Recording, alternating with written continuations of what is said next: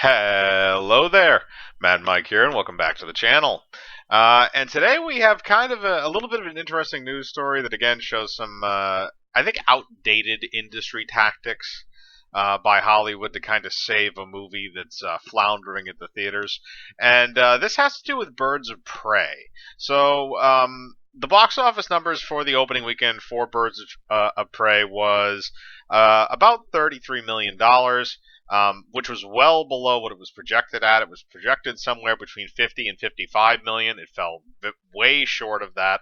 And on top of that, going into this weekend, it's going to have some stiff competition in terms of just the general theater going audience, since Sonic the Hedgehog also comes out this week. So I don't foresee Birds of Prey retaining that top spot for very long. But regardless, Warner Brothers is trying what looks like kind of a little bit of an underhanded but kind of sneaky thing with the actual title of the film.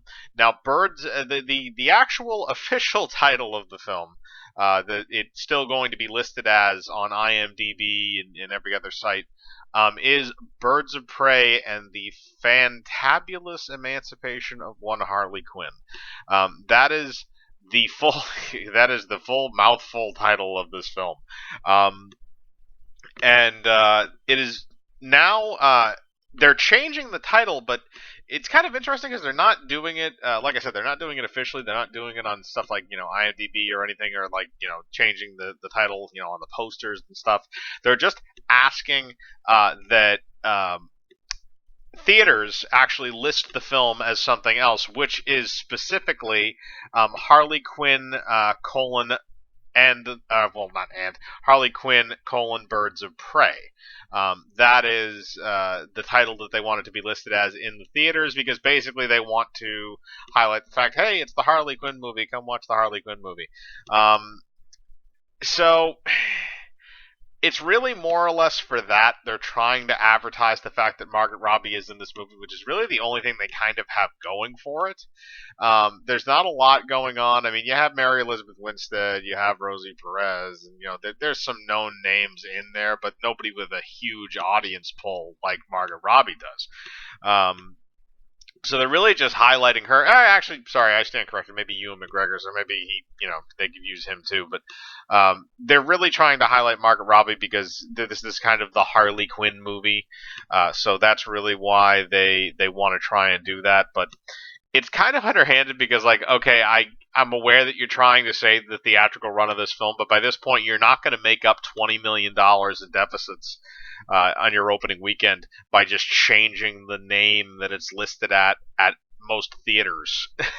It's kind of ridiculous, especially at this point. If you were going to do that, they should have done that probably the week before the film came out and told theaters to put it as that, because then people would have realized what it was. But at this point, it's just too late. If your opening weekend doesn't hit its mark, there's very few things that can kind of bolster your film to kind of get the money that you think maybe it should get. Because really that opening weekend is when it makes a lot of its money. Now, I'm not 100% sure how this film has been doing in international markets. I don't think it's been doing particularly well. Also, I think maybe the point that, it is a really long title, and I kind of understand, like, all right, maybe you want to shorten it up a little bit so people get it, but it's a very underhanded tactic. Hollywood uses other tactics that are very similar to this. We've seen it with the Marvel films where when Endgame was getting close to breaking Avatar's record, they put it back in theaters with 10 minutes of extra footage that was in reality just a lot of behind-the-scenes stuff that they spliced into the credits. So it really wasn't anything really new that people couldn't have seen on like a deleted scenes section on a DVD menu. But they decided to do that because they wanted that record. It's little white lie. It's almost like a white lie. It's not like what Disney does with inflating their numbers. That's just plain illegal. But other stuff, those little white lies, like, oh, it's still the same movie. We're just calling it something a little bit different. And again, it's not really like, she is the main character of the film, so I get why you would go with that. But like I said, this is the just one thing in a long line of things that Hollywood has been doing to try and bolster film numbers for films that appear to be failing at the box office. I still stand by my statement from my Will It Fail video. I think Birds of Prey will probably wind up around 150 million by the time its theatrical run is done. Um, and I'm not sure what it's at currently. I would imagine it's probably somewhere around the 40 million mark, at least domestically. So only time will tell, but I still stand by that statement. I don't think this thing's going to break the 150 million mark, um, and I think it's going to do monumentally horrible in foreign markets. And I don't think the name change is going to help in that scenario either. It's just a kind of to get people to understand, oh, it's Harley Quinn the movie instead of actual, Birds of Prey.